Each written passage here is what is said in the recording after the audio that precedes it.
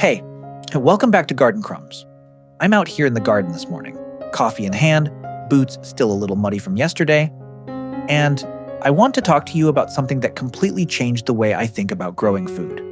You know, for the longest time, I thought being a real gardener meant waking up at dawn every single day, replanting seeds every spring, obsessing over soil amendments, and basically treating your backyard like a second job. And honestly, that wore me out. I've got a family, I've got a life, and I don't always have the bandwidth to be out here doing intensive labor from March through November. So a few years back, I made a decision. I was going to stop replanting the same annuals every year and start building a garden that basically feeds itself. Plants that come back on their own, multiply, spread, require almost zero fuss, and keep producing food year after year without me having to start from scratch every single season. And here's the best part. Everything I'm going to show you today, I found it at Home Depot. You don't need a specialty nursery. You don't need to order from some obscure online catalog. Regular, big box Home Depot. Most of these are sitting right there in the garden center for under $10, sometimes $5. So if you're a lazy gardener, and I mean that as the highest compliment, this list is for you. 9 plants planted once, and you'll be harvesting free food from your yard for years to come. Let's get into it. 1. Asparagus. All right, I'm starting with the one that requires the most patience up front because I think it's the most underrated plant in this entire list, and I want to get it out of the way early so you don't skip it. Asparagus is a perennial vegetable. You plant it once, and it will produce for you for 20, 30, sometimes 40 years. Yes, you read that right. There are asparagus beds that have been feeding the same family for multiple generations. Think about that. Now, the catch, and this is important, you need to wait 2 to 3 years before you start harvesting. In year 1 and 2, you let the ferns grow out fully. You don't harvest anything. You're essentially letting the root system establish itself underground.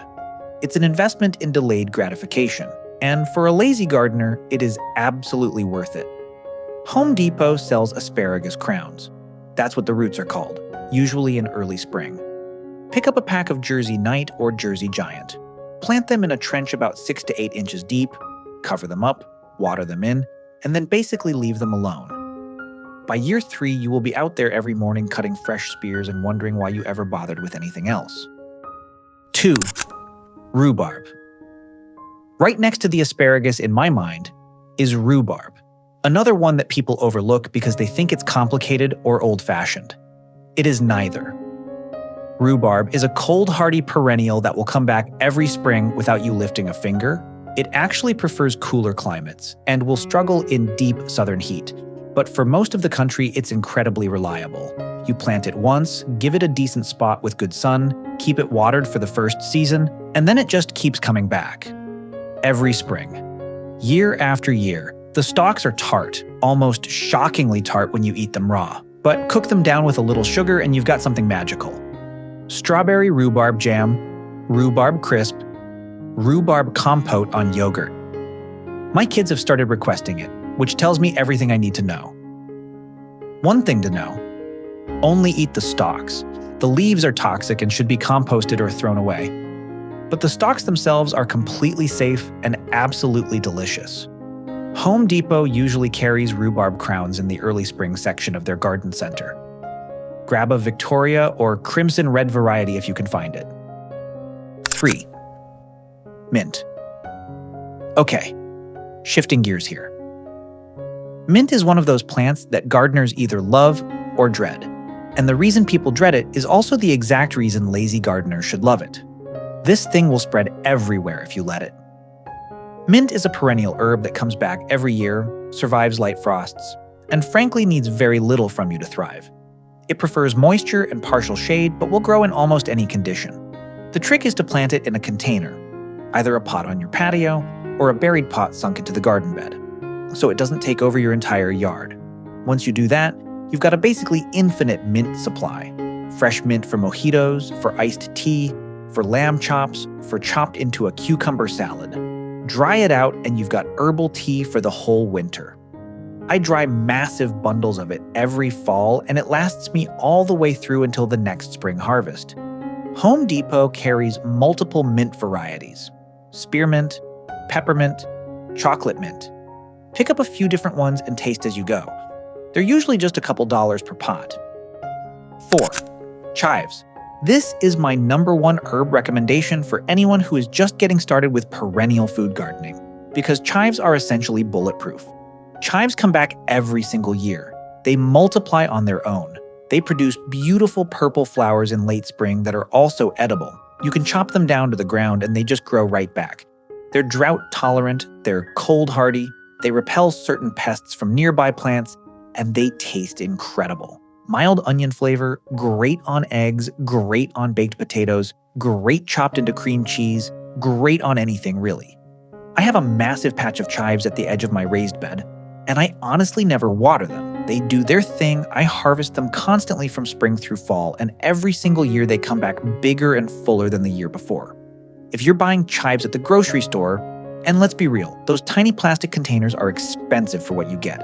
This is the single easiest switch you can make to start growing your own food. One plant from Home Depot. That's it. You'll never buy chives again.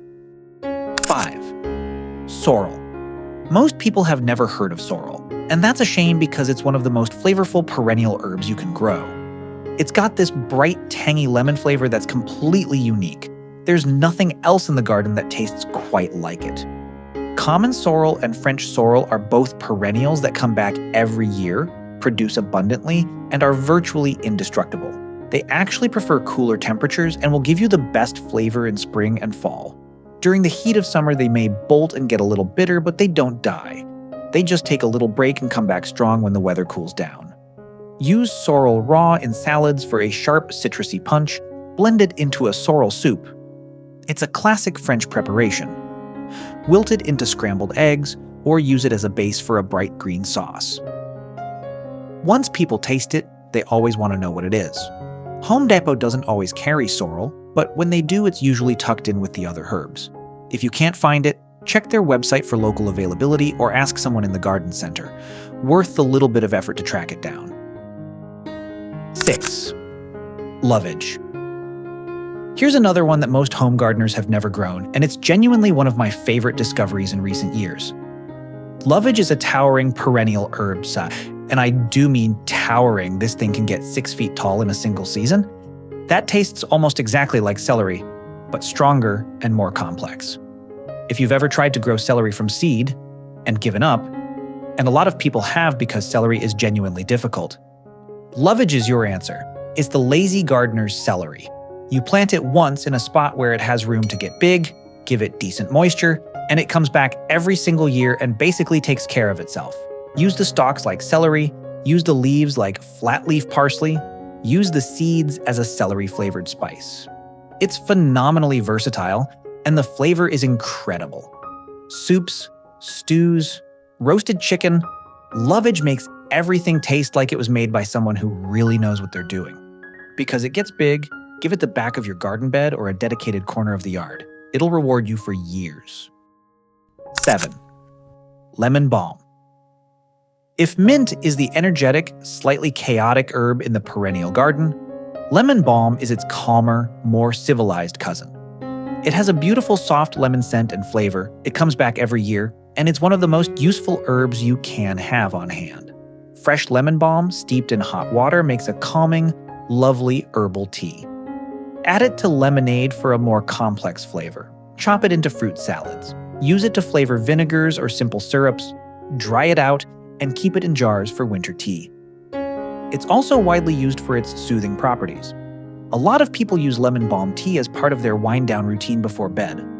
Like mint, lemon balm can spread enthusiastically, so give it a container or a defined space. Unlike mint, it's not quite as aggressive, so you have a little more flexibility. Home Depot regularly carries it in the herb section, and it's typically just a few dollars. 8. Oregano. Let's talk about the Italian kitchen garden staple that nobody thinks of as a perennial, even though it absolutely is one. Oregano, especially Greek or Italian oregano, is a hardy perennial herb in most growing zones. You plant it once, it spreads slowly to form a beautiful low-growing mat, and it comes back every single year, often looking better than the year before. The key thing here is that dried oregano from the grocery store doesn't hold a candle to what you grow fresh in your own garden.